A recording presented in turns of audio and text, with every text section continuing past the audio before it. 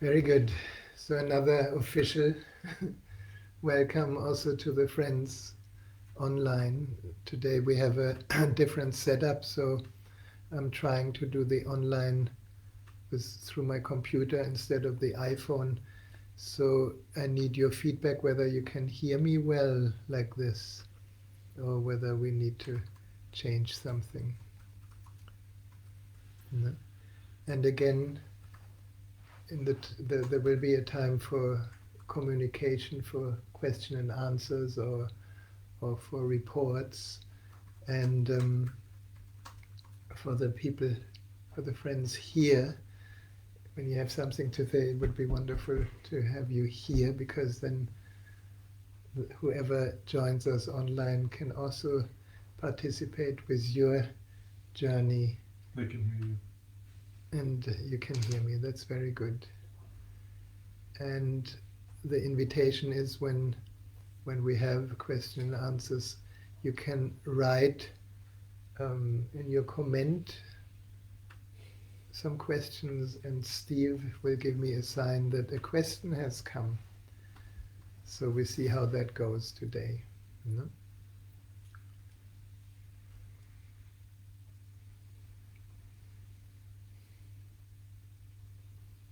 We've been meditating a lot today, but I think I cannot get enough. So, so You're doing yoga too. Yeah. It's just keeping our feet warm. It's keeping your feet warm so far. No? Okay. So let's sit a little bit. I will play a little bit of flute just to move from sound more and more into silence. If you're a good musician, please relax, because I'm an amateur, but I love that kind of melting from sound to silence, and then we're going to sit for a while, maybe for 20 minutes or so. And a little reminder that meditation has no goal. We're not looking for anything. You cannot be a good or bad meditator. Meditation is allowing everything to be as it is. Now that could be very, very simple. No?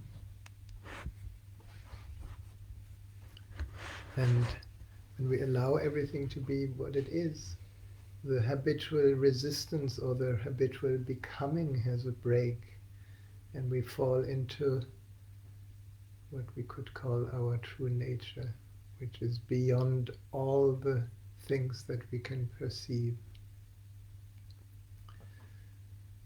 So in the sitting, don't even try to perceive anything, because it's already happening. There's thoughts happening, there's feelings happening, there's body happening. And yet, the only way we can say that this is happening is because we, or the I, the observer, that formless infinite consciousness is observing the content. And this is kind of a puzzle for the mind, because the mind only lives on content, and the content always changes. And that which is aware of the mind never changes. It's the only thing. And this is somehow the easiest way to contact this is through meditation, when we don't look for anything later, when we don't argue with the experience of now. So it's more like letting things be. The more we let things be, we see reality as it is.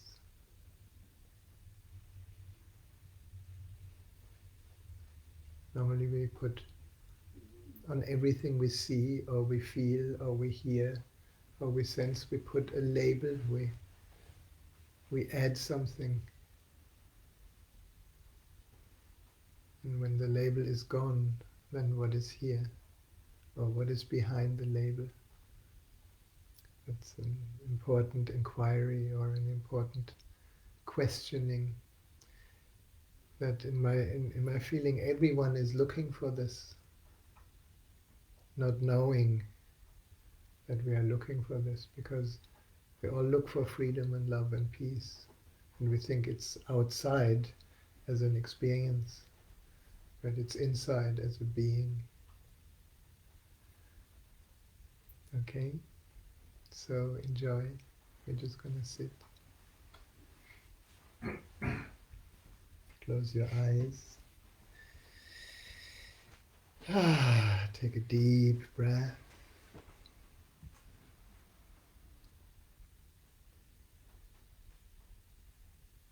And this is like a dropping in. It's almost like we drop through all the layers of our personality, through all the layers of story that we experience today, through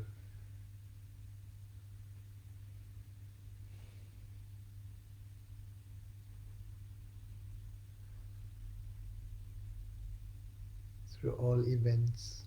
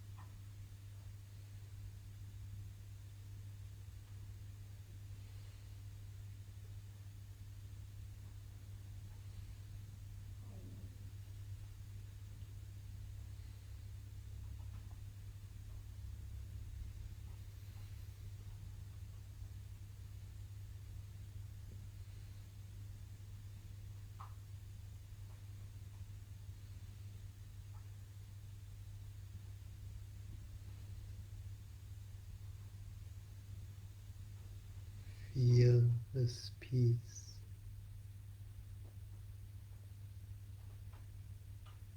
Just feel it like a soft, gentle atmosphere that permeates into all the spaces within.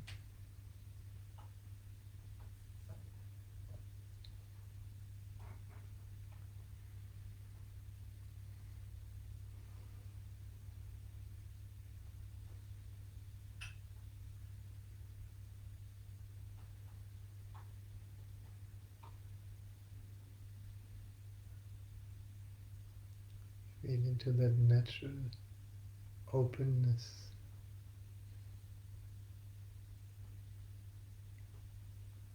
what we call space.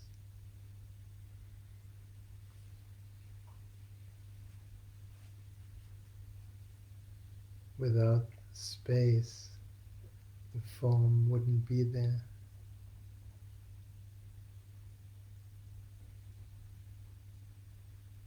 So when we gently shift our attention from the content, from the form, to that which is aware, everything stays the same and everything shifts.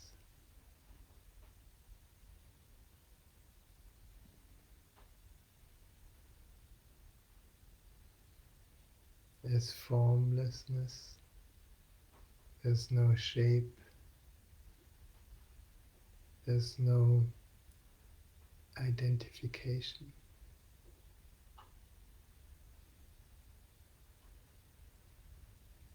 The mind can only identify with things, with thoughts, with sensations, with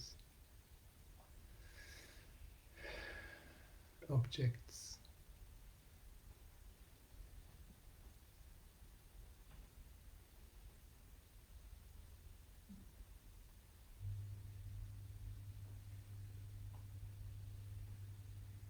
And we forget that every object is actually only perceivable from space.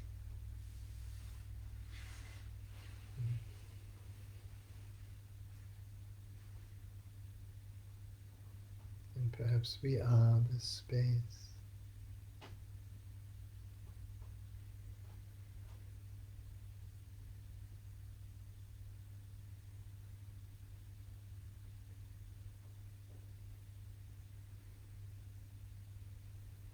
And the deeper we go inside, the more we disappear as someone or as something.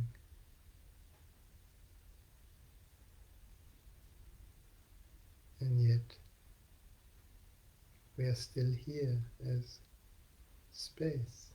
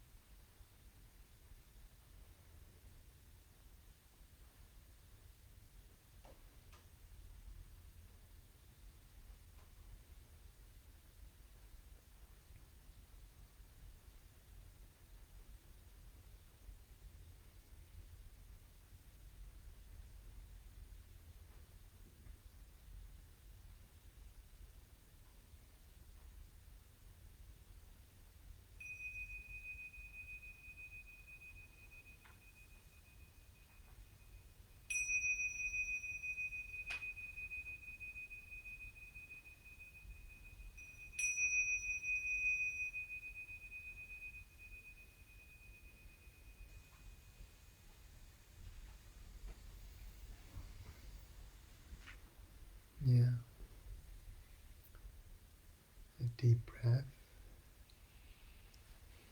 And just like a diver that has been diving very deep into the infinite ocean, we can gently resurface again, becoming aware of the body again.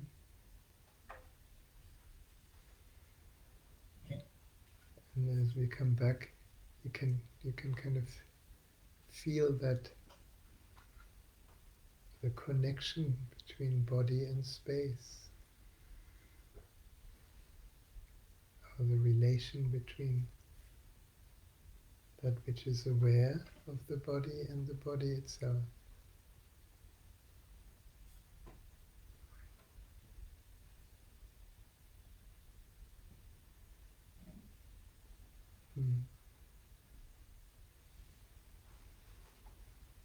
Another deep breath and a good little stretch, totally back into the body.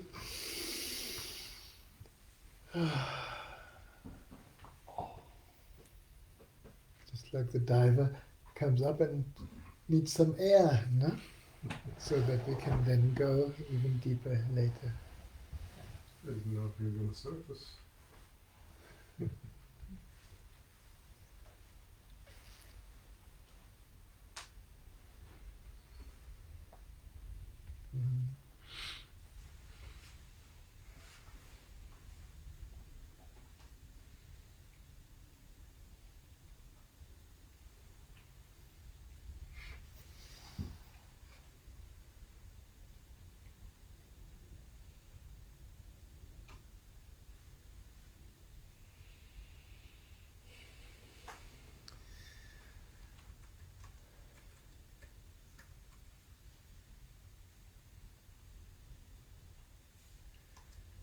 I want to share with you a little bit about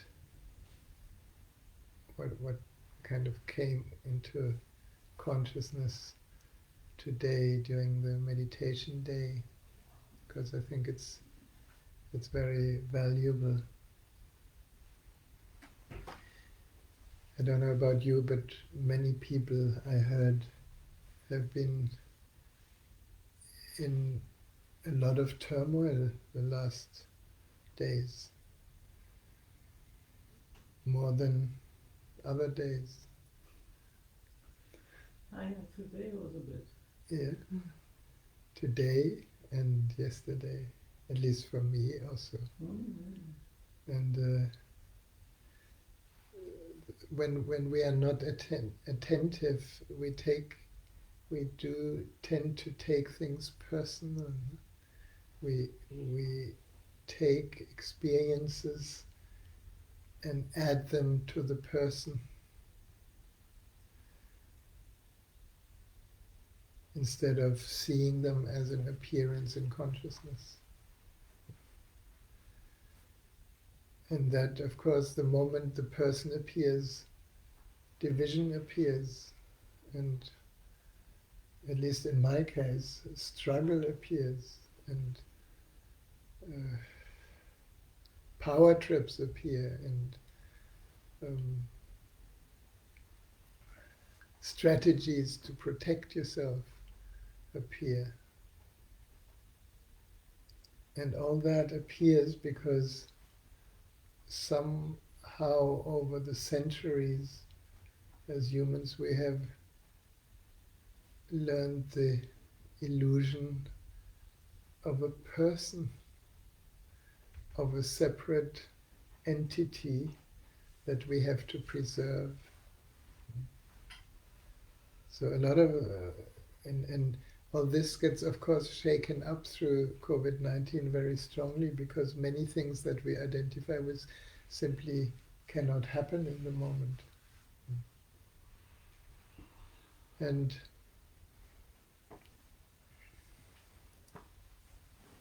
so when we get upset or make somebody responsible for how we feel, then the person comes to the foreground. And then we see the trigger, whoever is only the trigger. The outside is always only a trigger for something inside that we haven't seen, or that we haven't kind of welcomed in space.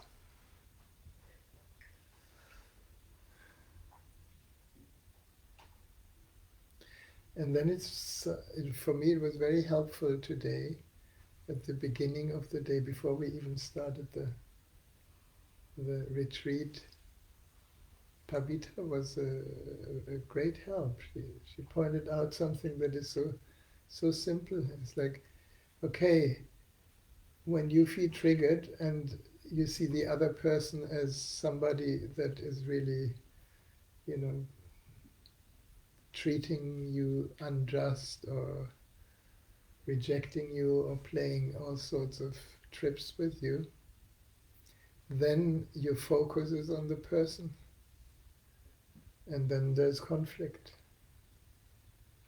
But when you had a glimpse that actually you are not a person, I'm not a person, I'm consciousness, I'm that which is aware of the person, I'm that which is aware of all these phenomena that arise and fall in the body-mind, then perhaps you can allow that viewpoint to see the other person not as a person but as consciousness that experiences a deluded personality perhaps, but it's still consciousness. And just that shift in my own perception, this was a very, very clear and reassuring experience. The moment that tiny little shift of perception happened in me, the culprit person relaxed. The whole war ended. And I haven't been in such a war since actually ever. Ever? Or maybe. Anyway, so I thought it's worth sharing that because it's such a key. No? In day-to-day life, we again and again meet people who trigger us. And all they trigger is our personal response that then gives our perception that the other is a person that is unacceptable. And yet the other is consciousness that is just not aware of the content. Does that make sense? And in that moment, the whole interpretation of something that we are so convinced is wrong just loses its edges and is seen as a phenomena in consciousness. And the strange thing is that it doesn't even have to be,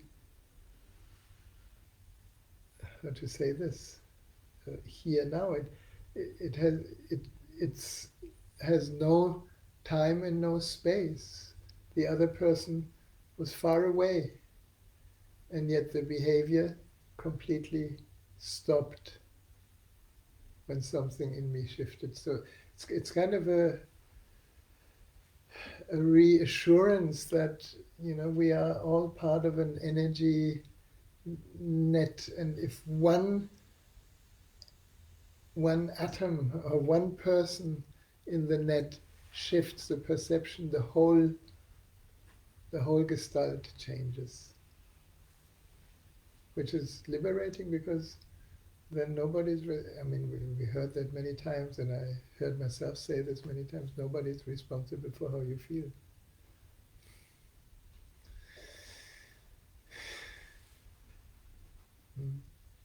So then the friends who push your buttons are the biggest teachers.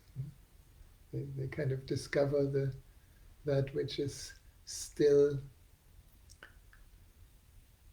hiding from the light of consciousness.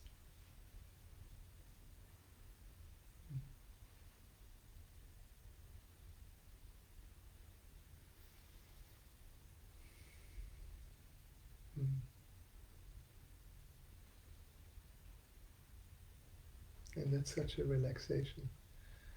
Oh, yeah. And I think in time of COVID, it's especially important because, each one of us has a certain label on the world situation. And each one of us has a different label. So what the world situation is just what it is. And yet the label makes it a suffering, the label makes it a source for fear, the label makes it a source for insecurity, for worry, for all the human troubles. And it's never the situation. Even though it appears for all of us, it's a situation. And then you put on the radio, and the radio supports, the news supports the person, the separate entity that must be more and more afraid because the news is so terrible. It's all our perception.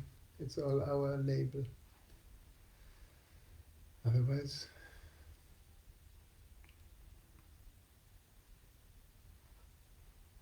I learned that very early, the absurdity of labels as a doctor. And what did we learn as doctor? We learned, okay, this is an appendix, and this is a lung, and this is a bladder. Not a person. But the label then becomes an identity, or this sickness is this and this. Then somehow the patient knows who he is. He's somebody who has cancer, for example. Cancer is a label that implies a huge, worrisome consequence. Where it is just kind of some cells that are multiplying in this body.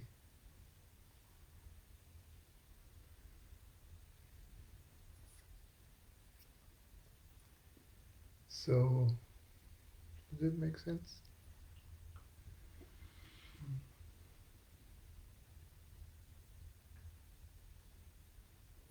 And so through satsang or through meditation, what I find, you ask me if I get tired. Well, it's so energizing because it doesn't leak my energy into a story that then I need to fix. So I recommend this. It's reminding you and reminding myself, well, I was caught. I was caught in an identity that is just like a black cloud passing on an empty sky. Do I need to change the cloud? No, we actually enjoy the rain.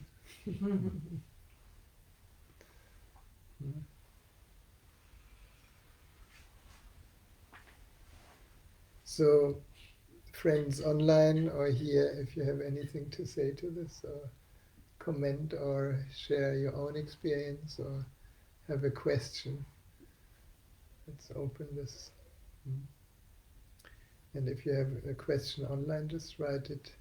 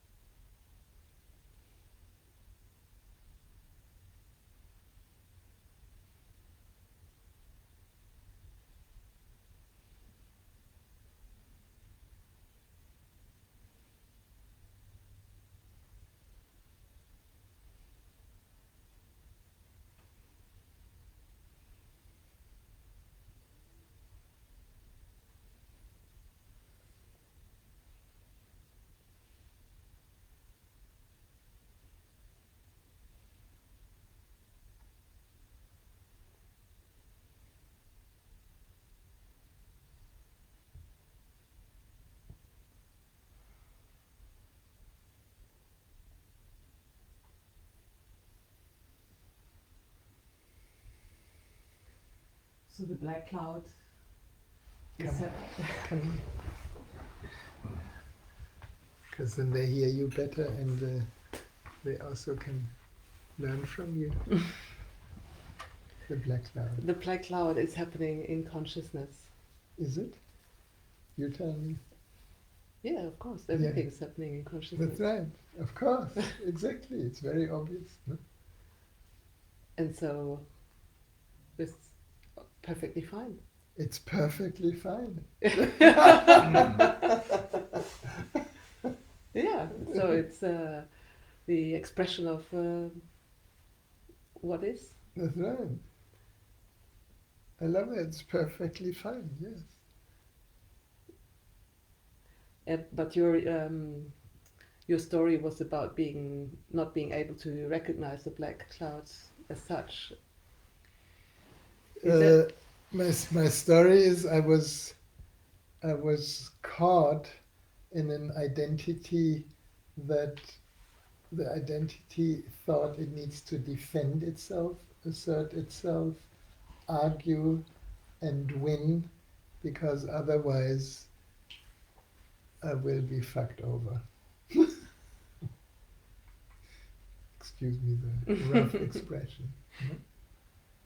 And so in this identification, what are we? We are in survival. We're trying to make something survive that we believe to ourselves to be. And just that little shift. Oh, wait a minute. Even that appears in who I am. So the first recognition is inside. Yes, I'm totally upset, so I don't need to change this. I'm on a total power trip. I don't need to change this. I'm reactive. I don't need to change this. All it needs is all this is happening in me. And with that, the next step is, well, the person who seems to be responsible for it is also consciousness. And the identity, the matching identity there fights with an identity here. And it's all nonsense.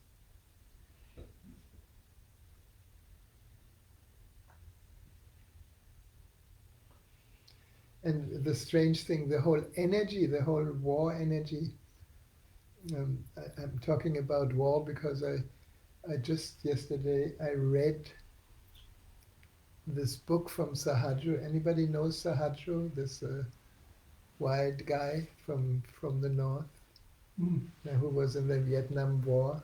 Yes. He wrote an amazing report or book, which is in a way horrific, of what he went through in Vietnam and in the war. I had no idea how off and cruel it is. And in that context, suddenly finding myself in a way in a similar situation, full on,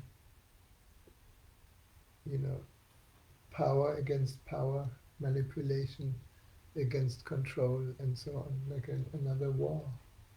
Rahasya, come on, you're a peaceful guy. How come you're in this?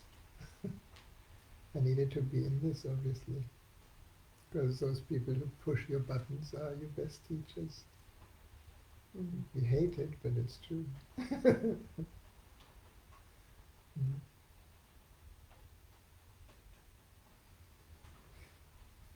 What's that thought? It's complicated sometimes, isn't it? Yeah. Have you seen that movie? It's complicated. Oh no, I haven't. Oh, you have to watch the movie. It's complicated. Oh yeah. It's Meryl Streep. It's a fantastic movie. Okay. It's actually not. Within the person, it gets complicated. I think all of us have tried to become a better person through therapy or through through releasing our anger or through all these therapeutic methods which are helpful to make the person more transparent. This is how I see it. Not to change you, but eventually you need to see what is behind the transparency, which is who you truly are, that which is aware of everything. And now when I talk about it, of course it's a concept, but behind the concept is a reality that is so liberating. Oh God, where we can everything, we can just take a deep breath and let go. Until the next challenge comes. Yeah? Okay. Yeah. Okay. Thanks. Thank you. Udi, come.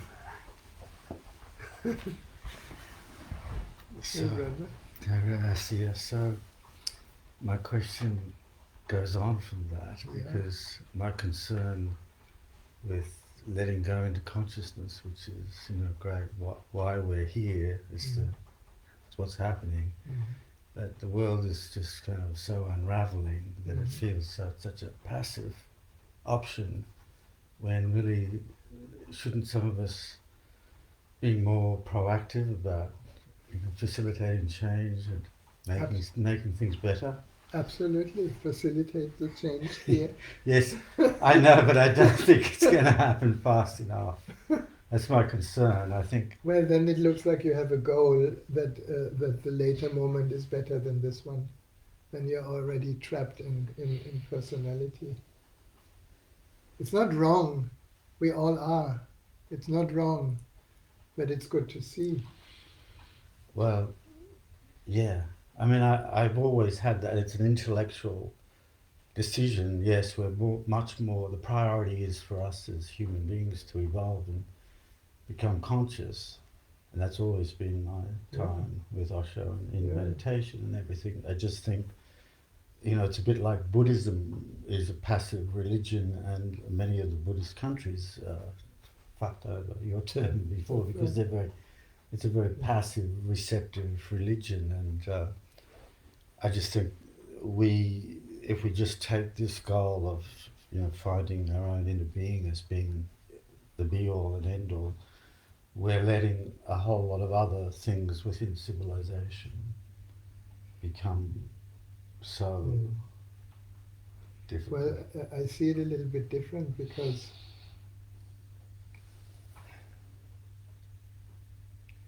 what is it actually that creates change? And for that, I can invite us all for a short little exploration, which I did today during the day too. It's like you all see the candle, right? Everybody sees the candle. Yeah. So there is three phenomena happening at the same time. The candle is the object, right? We see the object. Then there's a sensory experience of seeing. No?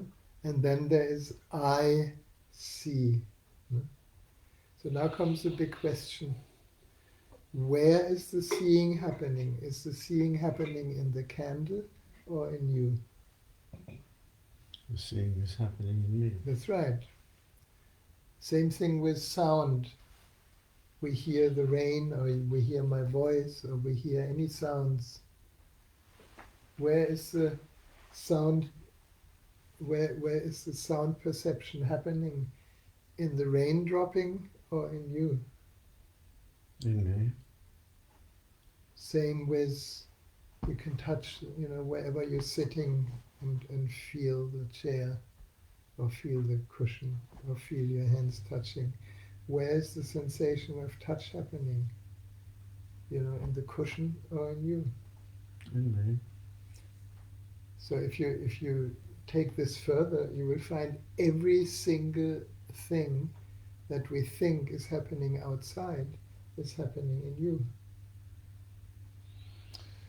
Yes, but there comes a time when these other external factors that you are able to not control, Mm. like, yeah, it becomes very intellectual, I know, but like the functioning of a civil society and the ability to be in meditation is Mm. possibly, and we have both have children. Mm. I mean, how much of an obligation on us is to stop meditating and take action? I suppose is. Sorry. No, it's good. Yeah, I love the challenge. It's good. It's beautiful.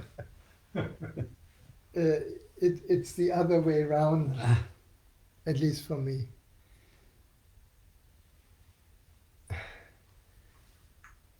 I could take a longer detour, but I don't think we have so much time with this. Next time. No? But um, you see, the moment you really know, and of course that deepens.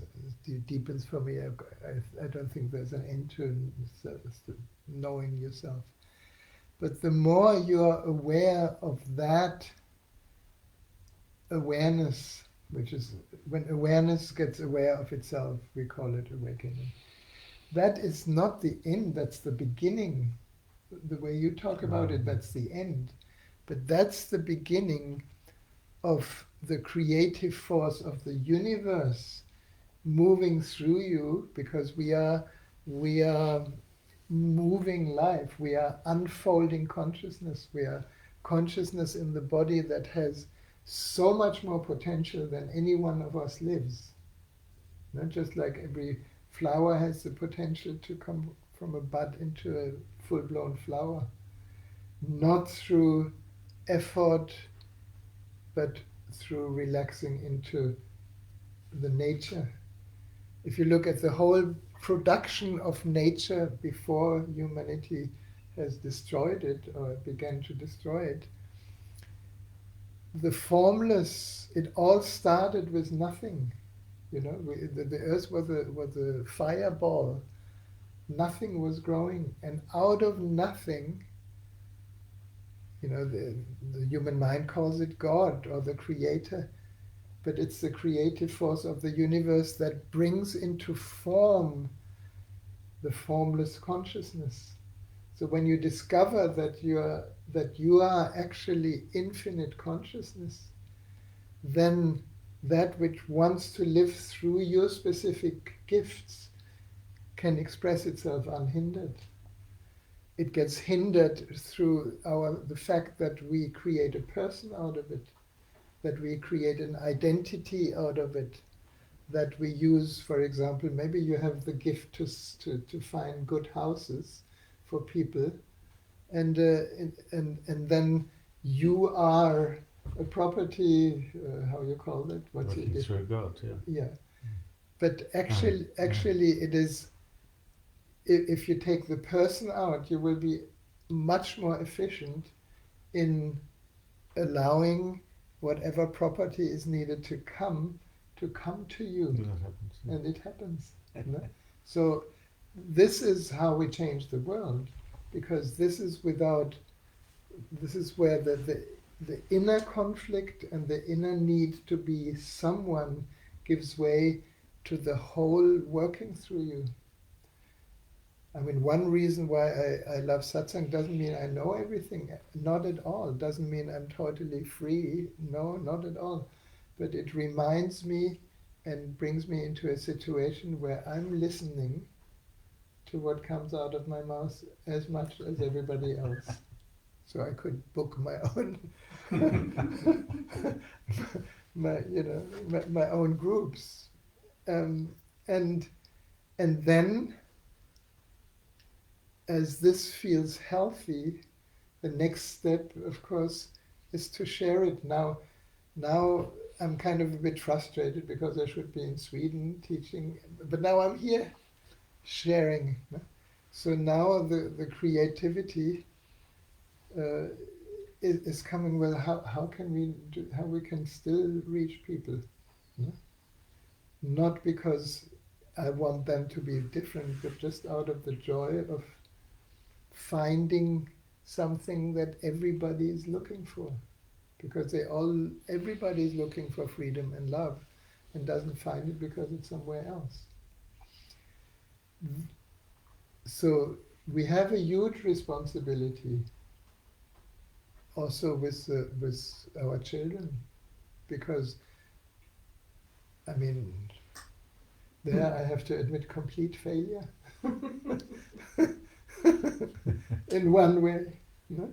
I mean, they're gorgeous kids, but they're getting 40 and they're still dependent on daddy. So if I look at it from the person, I sometimes get absolutely frustrated. But if I look at it from consciousness, they're incredible, beautiful beings that are fantastic parents, and who knows? Eventually, they will stand on their feet, or daddy dies, and then they're anyway rich. So, so what's the problem? You know? There's no problem. There's no problem. I thought there was a problem, and now I realise there's no problem. Yeah.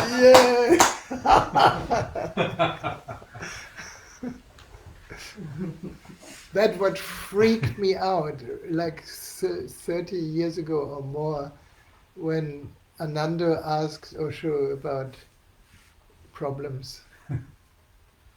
And Osho just simply said, there is no problem. And everything is your interpretation. All your suffering is your interpretation. Change the interpretation. No? Your suffering, remember Osho's last words in Pune 1? Your suffering is bogus. When I heard that, I was so pissed off, because my girlfriend just had left me after 10 years. We were 10 years together. We didn't really fight. We were just doing different groups in Pune. I come out of 10 days Vipassana, and I find a letter on my bed. Thank you for 10 years. It was beautiful. I'm together with another man. And Osho says, there's no problem. Your suffering is bogus. I got so pissed off, and I almost died. I got so sick, because the sense of me, my identity as a relationship partner, just was destroyed in one go. So that was the pre-teaching to learn the real lesson when Nura died. It's like Rahasya Nura was one identity, one identification, one wholeness. No? And everybody was wishing for something like that and was admiring. Suddenly half of the identity is gone, left the body. So who the hell am I? It's obvious that I cannot be that. But that deep rip into identity that I would have loved to stay attached to simply disappeared. So what is left? Obviously, that what I thought I am is just went up into nothingness. So, and then on the other hand, within the formless, as love and light, which was kind of Nura's essence, she's still here. She's in every moment where I'm in contact with love and light. I can call it Nura, I can call it the beloved, it doesn't matter. So I would say your and my shift in perception needs to be a wildfire. That will change the world. Or not. You haven't been watching the news lately. I have, and that's why I feel the urgency is because the news is so horrible. I mean, the news is just, but What is it? It's light and shadow on an empty screen, activating our separate sense of self so that it's stronger. It's an incredible trick. Yeah. I've come to the conclusion the news isn't real at the moment. When was it? Well, it's true. It is true. Yeah.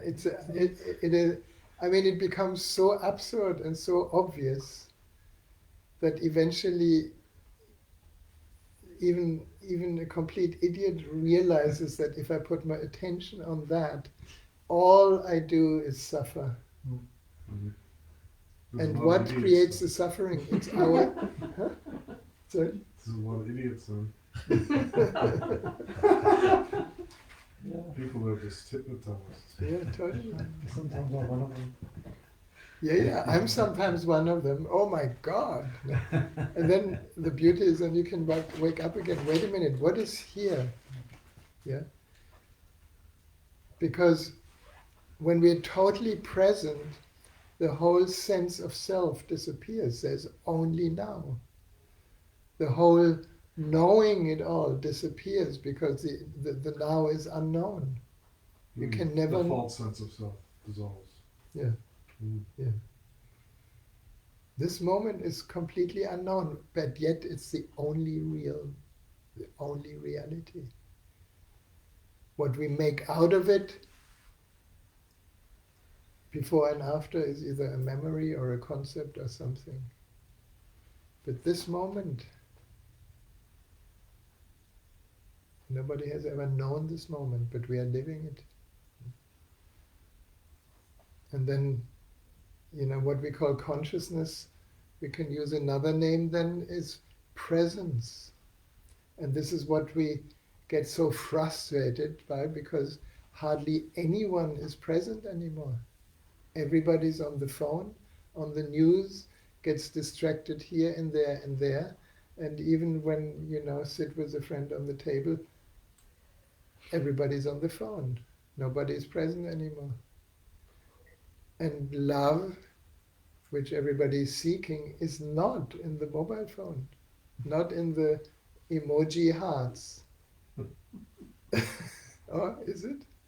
It's in the wild kiss, Yeah. emoji. That's where it is. Yeah. So maybe it needs to get so mad that even the dodos see that it's absurd.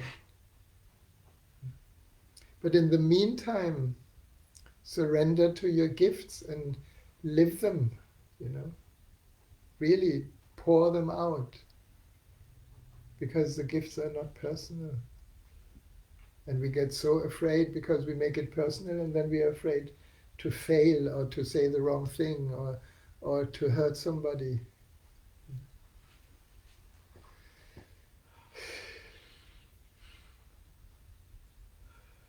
And I mean, if I look at myself, I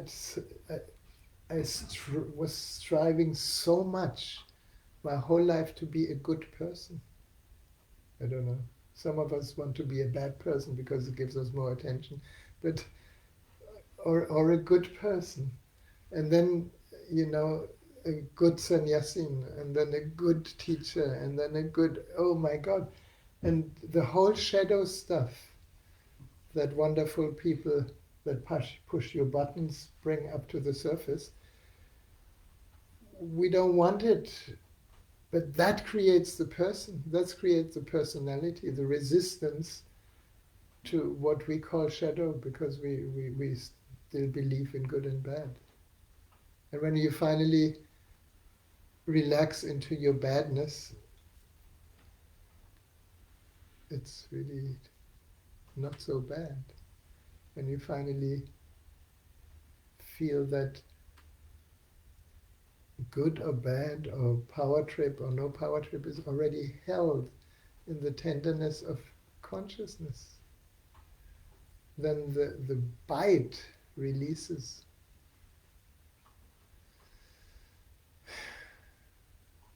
And news and all these crazy stories, they tighten the bite. Like, and everybody around the whole world is upset about you know,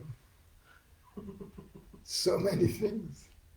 About a virus that is probably, I don't know, but when you read the comments, you know, some people say the virus is less than a flu virus.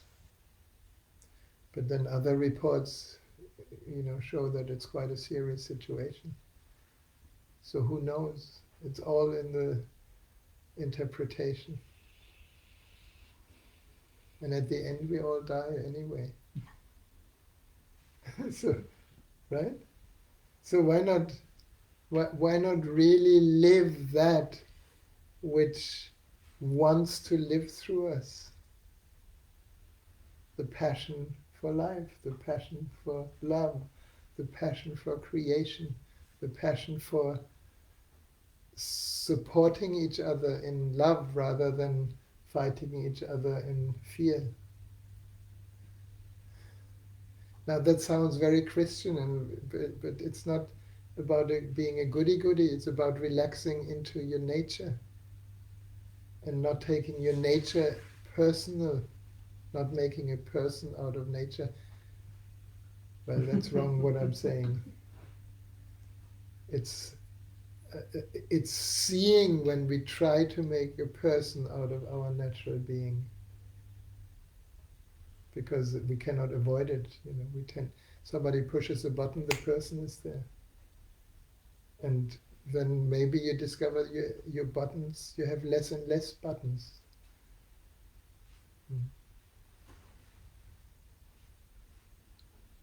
I listened to the other day to a discourse or meeting with Moji, and he told this beautiful story about this monk that kind of was already really totally in emptiness, and nothing could disturb him, and his children were totally against him, and he was totally relaxed, and his parents didn't want to recognize him as their son anymore, and he was totally at ease and at peace.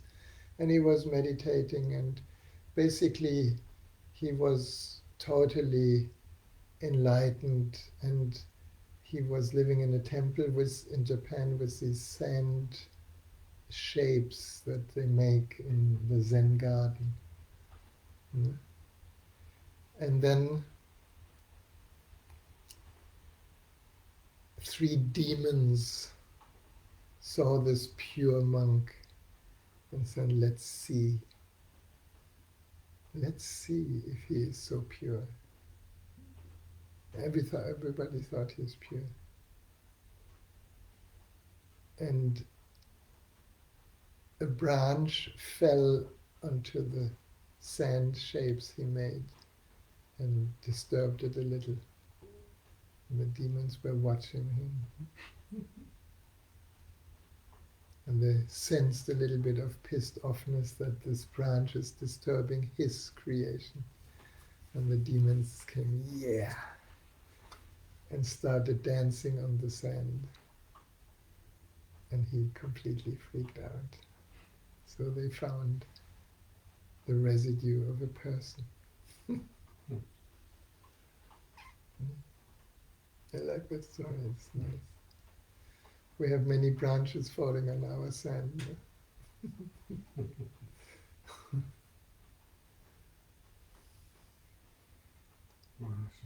Yeah.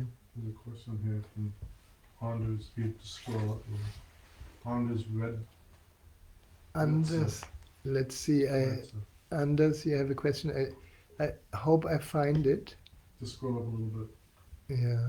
I'll read it to you. Sami, Kalika from Brazil, great. Rani, Anders. Yeah. Anders, I love that. I'm going to read it out loud. Anders, it hurts when my girlfriend is doing breath work or sessions with other men. I know it's on my side, but speak of jealousy. Great. Good question. Very good question. Thank you so much. Relationship, the eternal topic. My girlfriend gives her attention to someone else. What about me? What is jealousy? Jealousy is the fear of not being loved, and this is an old, old fear since the beginning of childhood, when we didn't get enough cuddles, or when we were born and not put on our mother's belly, and we never have enough love. Do you have that in your life? It's never enough. No? So there is a residue that we can call lack. Like, okay, there is a lack that we try to fill and hide, and the best way is through getting a girlfriend or a boyfriend. No? You should fill my lack of love. This is usually one aspect how people fall in love. And then that which you think belongs only to you, then you become the entitled child and says, well, you're only allowed to share your love with me. Otherwise, I will die. Because if you withdraw the love, I will die. This is our feeling. But because we don't want to feel that wound, that hurt, we cover the hurt, we call it trauma, with a strategy. And the strategy is a power trip.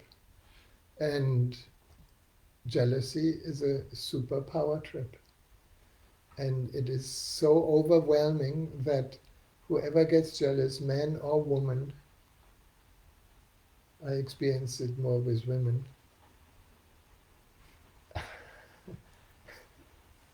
don't take it personal. then that gentle, beautiful person, and you must be, Anders, a very beautiful, gentle person, become a raving lunatic, right? And all consciousness is out of the window, and you would, if you could, you would just like to kill her, so that you don't have to feel what is a residue in your energy system. So my suggestion to you, Anders, since you're interested in consciousness, otherwise you would not listen to this, is you write, it hurts when my girlfriend is doing breath work. So she is finding through her actions an old wound in you that you haven't dared yet to meet. So she's a situation, but the wound is in you. And the wound has been covered all these years, probably since your childhood, or maybe even past lives. Or I mean, you can go back in the past if you like, but the wound is triggered now. And my suggestion is, if you have somebody that can give you a session and help you, guide you into the wound, that's even better. Otherwise, you do it yourself. And you dare to go to the deepest place where it hurts. And you stay there. And you let it hurt. And you let the hurt kind of burn you completely, because the hurt is the hurt of the sense of self that feels itself separate. And when you allow the hurt to really feel as if it would kill you, because this is an expression that we say, it kills me. Yes, let it kill you. Then you will find that the hurt of person burns. The person burns. And it feels like dying. When your girlfriend gives sessions to other men, it feels like you die because you're starving. So die, and then you will see what dies and doesn't die. Some of us need really heavy stuff to be pushed into that exploration. Right? And your girlfriend, of course, probably enjoys the sessions with other men because they are not so needy. Because partners feel when the other partner gets needy, They they want to be rescuer, but deep down they hate it because there's nothing in there. There is nobody there. There's just an empty hole. So go into the hole, see. When we really go in, we find the first thing we find after all the experiences is emptiness. Now, what do we do with emptiness? Everybody fills emptiness with money, with relationship, with drama, with fight, with war, with anything that entertains so that I don't feel the emptiness. And then you stop for a moment or you meditate and it's empty. And you find there is nobody. There is just hurting, there's an experience, but nobody that is hidden as a person inside. And that's why we call meditation the death before you die. So you simply allow the hurt to burn you completely. And you will be surprised. Then you can thank your girlfriend. Okay?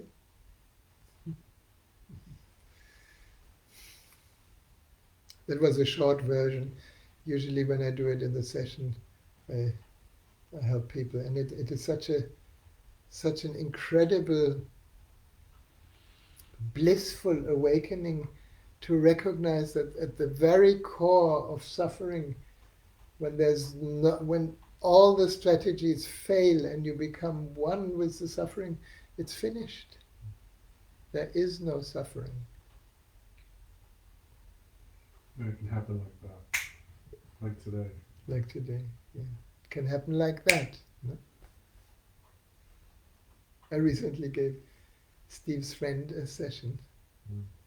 And he was totally new to this whole journey. And it's so nice to work with somebody innocent. It's like from being suicidal, when nothing works, this beautiful guy just exploded into joy. And it's still happening. It's incredible. It's like, oh, wow. No? Not because I tried to kind of protect him from the pain.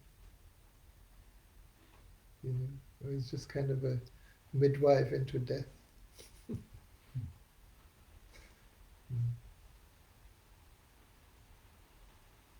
And right now, the collective pain gets so much. So there's no way out anymore. So people get forced in. Does it help? He says, thank you, I will go into the hurt and burn. Yes. And you can add something, enjoy it. I heard a good expression the other day: to bring lightness where there is dark, Yes. something has to burn. To bring lightness where it is dark, Dark, something has to burn. I like that. That's great. Nice. Yeah.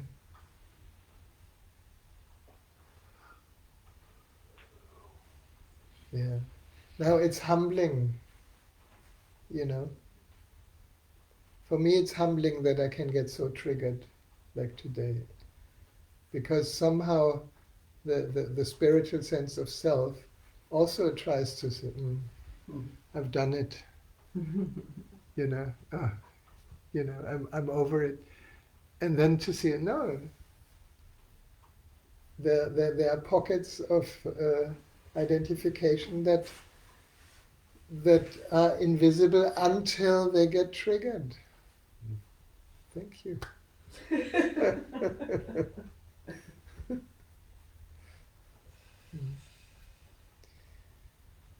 Yeah.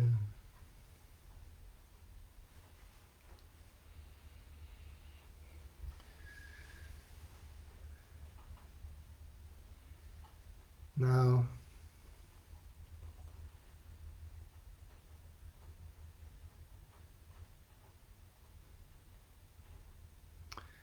shall we chant a mantra? You don't have your machine with you, no? No. No, that's okay. That's okay. Why do I come to mantra? Because, you know, it's all vibration, it's all energy. And the heavy vibration of fear and sickness and death threat and joblessness and poverty and I don't know, all these issues are just kind of exploding into the world, no? And they, if we are not aware, they pull us into the same survival system inside. They pull us into adrenaline, cortisol, stress, and survival. And since most of humanity is already addicted to stress, it's like an addiction to these hormones that adrenaline is like a drug, no? And cortisol is like a drug. So we perpetuate, you know, we may be in a survival situation, but because we don't want to feel it, but Anders is actually ready to feel it, we create a story around it, and the story reinforces the survival fear. And the survival fear reinforces the story. No? And it becomes a global pandemic, much, much more dangerous than the virus. Because you may have heard, there's already so many more suicides. I mean, really deadly suicides just because of the psychological stuff that's happening. And then, I mean, there's so many things that add to that stress. And it's all an addiction to this kind of adrenaline vibration. So the mantras, they have a different vibration. They vibrate more with the spaciousness of formless. They all point towards aspects of divinity. Has anyone ever seen divinity as form? It's a formless quality that sometimes we see it shining through the eyes of someone. But in itself, divine consciousness, awareness, presence, God, it's all the same words for the formless.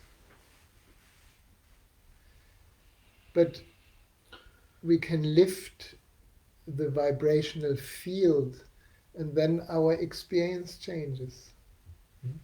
If we all know this, when you're in love, everybody looks loving. When you're upset and in hate, everybody looks like an idiot or somebody that triggers you. It's the same person. So it's always our perception that colors the universe. That's why I feel mantras can be very helpful, because it just shifts our attention from the form, from the me, from the egoic structure into the formless. And then there are these different aspects of the formless that then get names as gods or names as masters. So in Buddhism, there is an incarnation or a representation of the Buddha as the healing Buddha. So it carries the vibration of healing. And the name of this Buddha is called Bekanzi. Bekanzi. I know we're running out of time. Do you have Yeah. time for one more question? Because it's related. It's kind of a pressing question. A pressing question? Okay. We're going to chant the Bekanzi mantra in a moment. We address. It's from Lord's Campos de Silva. Lourdes Campos de Silva, And yes. it's a follow-up from Andre, that guy's last question. Yes, please. And she says, I also have this hurt. This is about jealousy. Yeah. it's a trauma from birth. Yes, I think I'm not allowed to be here. yes. What can I do? Nothing.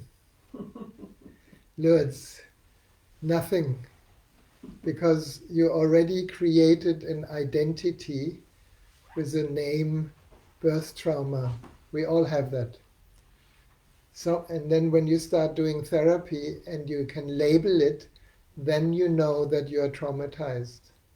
Before you didn't. I'm sorry, that sounds a little harsh, but that's how it is. And then we add to the trauma then that memory is what hurts you. No? Now, your birth was many years ago, right? And your birth trauma is now a story in our mind that uses that story to not live now. I'm not judging you, I'm not saying that is wrong. I'm only saying we can see this. We can see this. Trauma today starts with a thought about the past. Now the past we invent usually, we don't know anymore how the past is. But the thought about the past creates a certain very uncomfortable feeling in us, which hurts, and then we know who we are. And that identity started with a thought. Every emotion, forgive me, every emotion begins with a thought about a past experience that was hurtful, brought into now. And then somebody says something to you, and that emotion is triggered. That story is triggered, and then we are in the loop. So, the trouble is, now you have a label, and your attention is on the label, I am traumatized at birth. And I'm not allowed to be here. And I'm not allowed to be here. Now, is that true? Are you here? Check. When you find yourself here, it means you are more than allowed to be here. It means the whole existence wants you here. It is just your thought that maybe got implanted in your childhood, that you made an unconscious self of, that repeats itself so that you can suffer. And when you can suffer, you know who you are. You're not wanted here. Can you follow that? Is that too complicated? No. Now it sounds cruel. And I used to be a therapist and I would have loved to fix you then. It's too late. Yeah? It's too late. It's much easier to wake up to the thought that is a lie. It's a simple lie. You are here. That means you're welcome. But if you allow the lie to be revealed, the sense of self you created with it dies, and that's very scary. I understand that. Can you relate to that? Yeah? So my suffering is an incredible, strong identity. Why? Because I suffer and I can be against it, so I exist. So whatever I resist persists.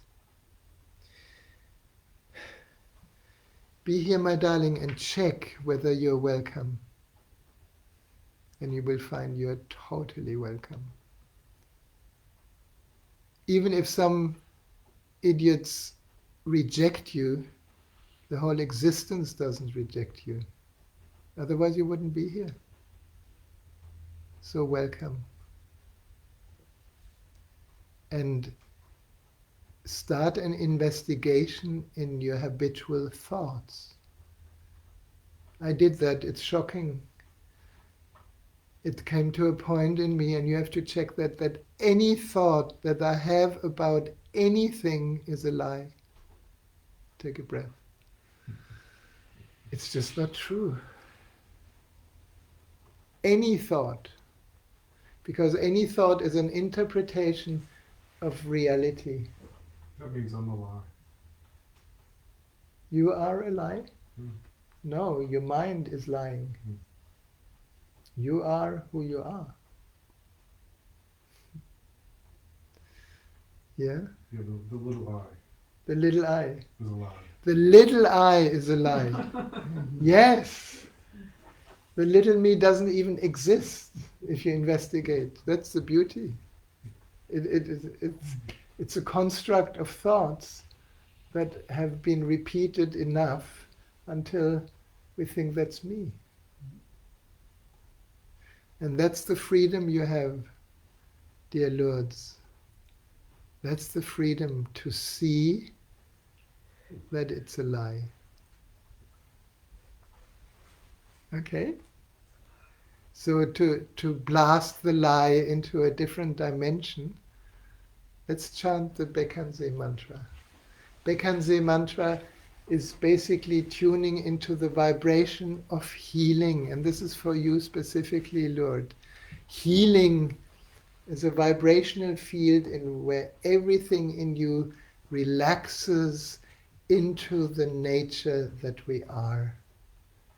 And the whole existence is a healing force. You know this, you cut yourself in the finger. Do you do anything? Yeah, you keep it clean. But what heals it? Is it you? No, it's the whole existence that heals a cut in your finger. So do you think that existence cannot heal some old childhood trauma that are actually lodged as thoughts in your mind? Very simple. Okay? So the words are Teata Om Bekkanse. Try this. Teata Om Bekkanse. Bekkanse Maha Bekkanse. Bekkanse Maha Bekkanse. Ratsa Samudgate Soha. Samudgate Soha. One more time. Ratsa Samudgate Soha. Yeah. So the rough meaning is, it's kind of like a prayer. Oh, Bekkanse, healing Buddha, heal me from all ailments, and specifically from the great ailment. What's that? Identification with a person.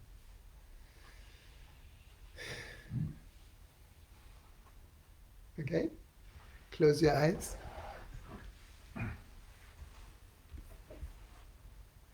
Take a few deep breaths, and we chant that with Deva if I find it.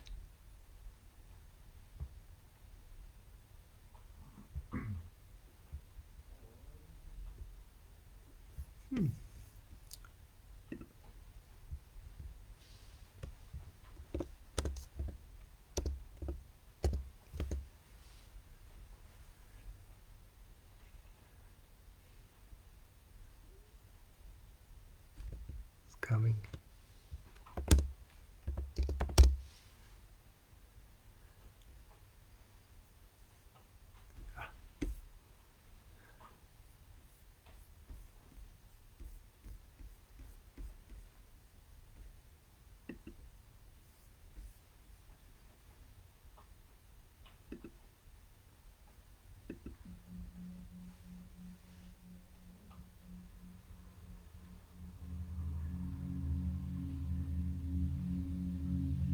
Just tune into this field of healing, this field of love. It's only love that heals.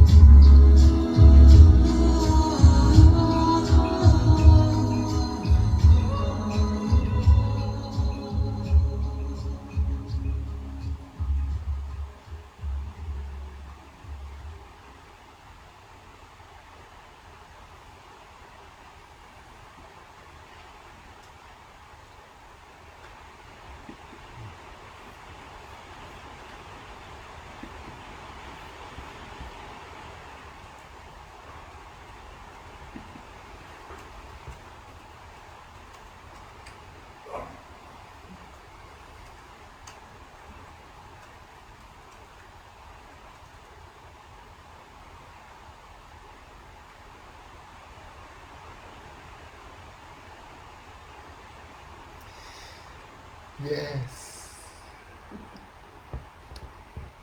Thank you so much. Now I have an important announcement before you leave. We have 2 more days of retreat. If anyone wants to jump into the retreat tomorrow, you're welcome. And this is specifically for the online people, we managed to make the Zoom function, and we had a few friends from, from Malaysia and from Japan and from Brazil and from England joining on Zoom, and it works very well. So if you would like to jump in to the online Zoom retreat, it's almost like you're sitting here with us. It's quite amazing how it works. Then you're very welcome.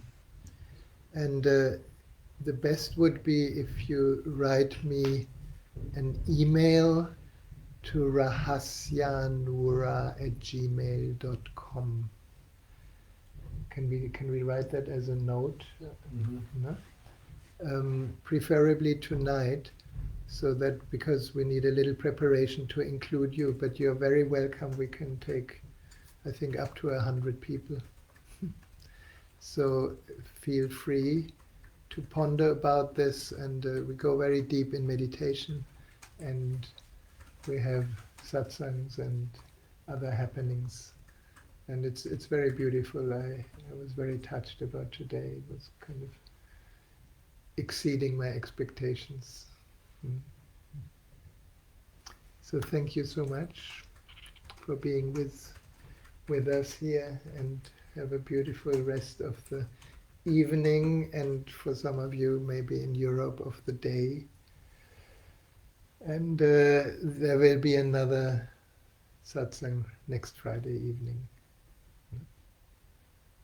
So have a beautiful... And what time is your thing starting? It starts tomorrow? at 10. So come a little early, like about 15 minutes before. So because we're going to have to play with the setup and the sound and everything. No? Very good. So have a beautiful evening, and now I have to see how I stop this. Thank you, Rahasya. It's great. Thank you, and Thank you. I want to come and see your place. I'll leave you my email. Oh, well, you have the email address, office@sanctuary. Office at Sangsuriya, yeah. You know, I actually, before even you came here, I thought I want to have a look on Monday, if that's possible. Are you running something in the moment? No, when the rain stops on Sunday, Monday will be a good day. Yeah. So can I come and visit you? What is a good time? I'll get your phone number. I'll text Okay. when you get back. Okay, that would be Just lovely. check with Shiva. Yeah, I can great. share it to you. Yeah, thank you. It's such a, I love these synchronicities, because Jen called you, and because, we got a little frustrated with Bali. I mean, Bali is so beautiful. We have an amazing place, and I'm reluctant to go anywhere else, but there's, the prospect of going there and then returning and having 14 days in quarantine. This is all not so pleasant. So maybe we need to do the tantra here, and it's my heart jewel, this group. Well, it's for couples. It's for couples. Yeah. Yeah. I only have his landline, so you'll only get his landline. But you Or 04. let me do that anyway.